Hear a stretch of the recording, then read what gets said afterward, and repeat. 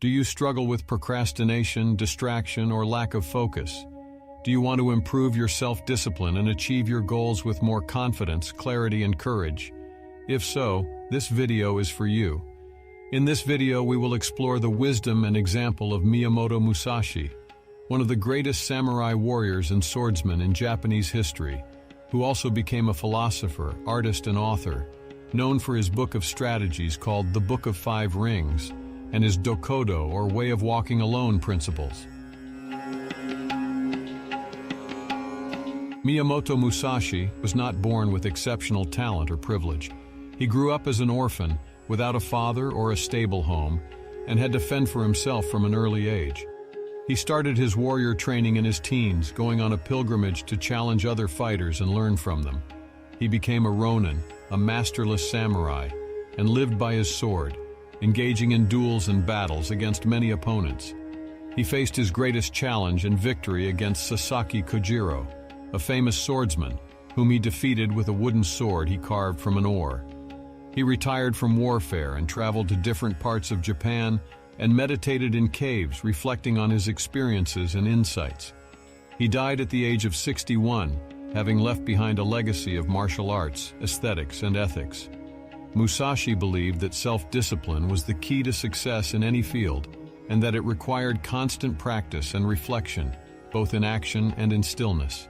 He believed that self-discipline was not just a means to an end, but an end in itself, a way of living with integrity, dignity, and purpose. He formulated 21 principles of self-discipline, which he called the Dokodo, and which we will discuss in this video, grouped into 4 sections: mindset, practice, values, and perseverance.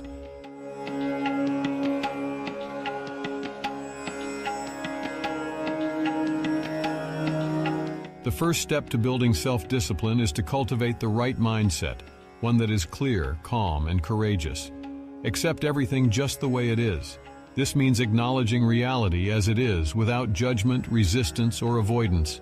It means facing the facts of our life, our strengths and weaknesses, our opportunities and challenges, with openness, curiosity, and humility. It means understanding that everything can be our teacher, our mirror, our guide, if we are willing to learn from it.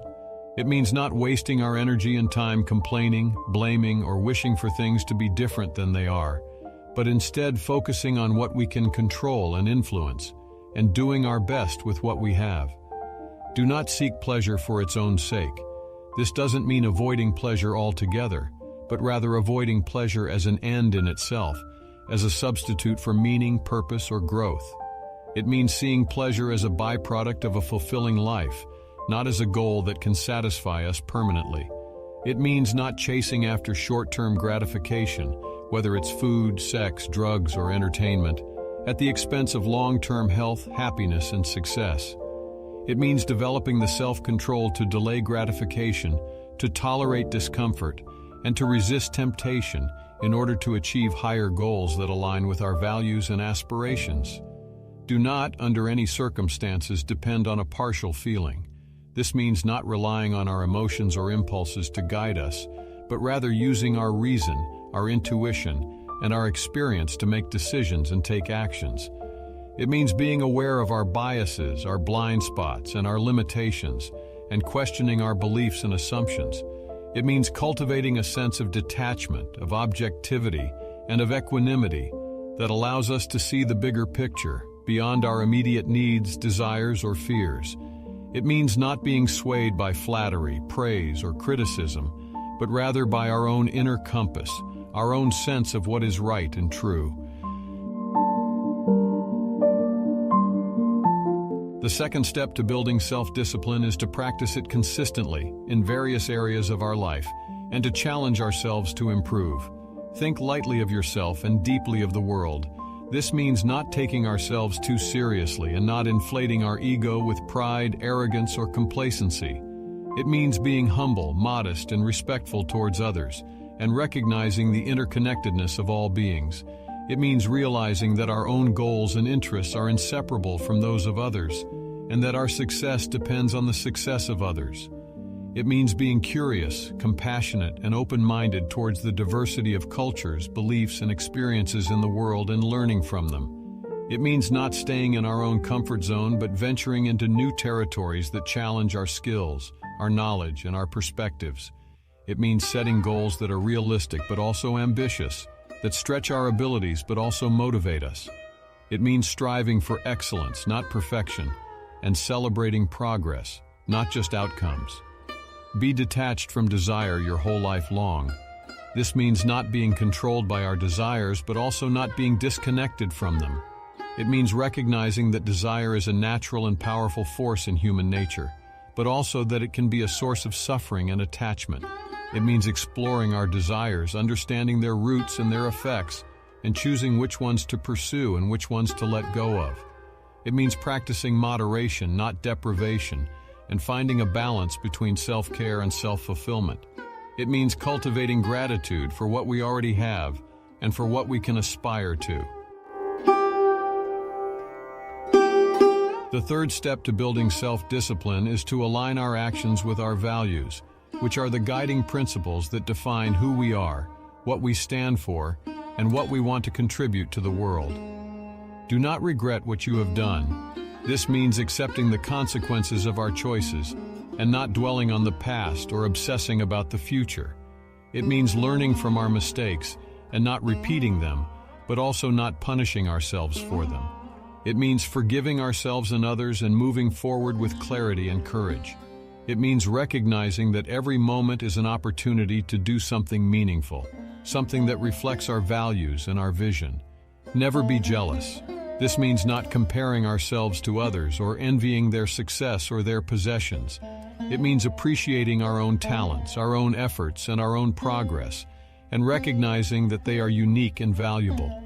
It means celebrating the success of others and learning from them instead of resenting them or tearing them down.